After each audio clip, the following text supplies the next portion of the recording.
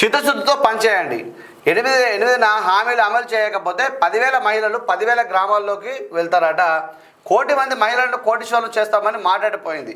మహిళా బిల్లు రావడంలో కాంగ్రెస్ పాత్ర శూన్యము. బీఆర్ఎస్ నాయకులు ఎమ్మెల్సీ కవిత గారు చెప్తా ఉన్నారు. అయితే మహిళలకు ఇచ్చిన హామీల సాధనకై తెలంగాణ జాగృతి ఆధ్వర్యంలో పోస్ట్ కార్డు ఉద్యమాన్ని ప్రారంభించామని ఎమ్మెల్సీ కవిత తెలిపారు. అయితే మహిళలకు కూడా 2,500 రూపాయలు ఇవ్వాలని చెప్పి కవితక్క కొట్లాడుతూ ఉంది. అయితే విషయం వాస్తవాన్ని తీసుకున్నట్టయితే ఈ మధ్యలో కవితక్క గారు కూడా చాలా యాక్టివ్ అయ్యి కేటీఆర్ కంటే హరీష్ రావు గారి కంటే కూడా కవితక్క గారు బాగా యాక్టివ్ అయ్యి ప్రజల్లో తిరుగుతారు. అండ్ ఇంకోటి సీఎం అని చెప్పి కూడా సీఎం రేస్లో గిట్ట ఉన్నారా అంటే ఏం చెప్పలేము. మహిళా ముఖ్యమంత్రి కావద్దని ఎక్కడ రాసలేదు కదా, ఎక్కడ కూడా మహిళా ముఖ్యమంత్రి కావద్దని ఎక్కడ రాసలేదు. సంతోషకర వాతావరణంలో కావచ్చు, తప్పే ఉంది.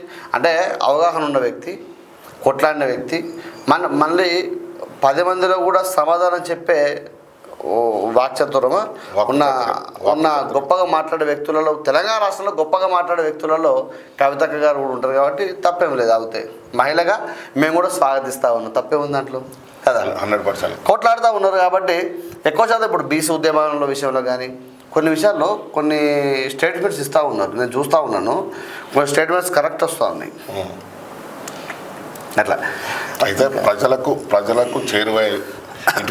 చేరువే పనులు చేస్తూ ఉన్నారు. అదే ప్రజలకు చేరువే పనులు చేస్తూ ఉన్నారు. ఏవైతే కాంగ్రెస్ గవర్నమెంట్ హామీలు ఇచ్చి విఫలమైందో ఇటువంటి వాటి మీద ఫైట్ చేస్తే మీరు అన్నట్టు వారికి 100% మద్దతు లభిస్తుంది. మద్దతు కాదు, సీఎం రేసులో ఉంది.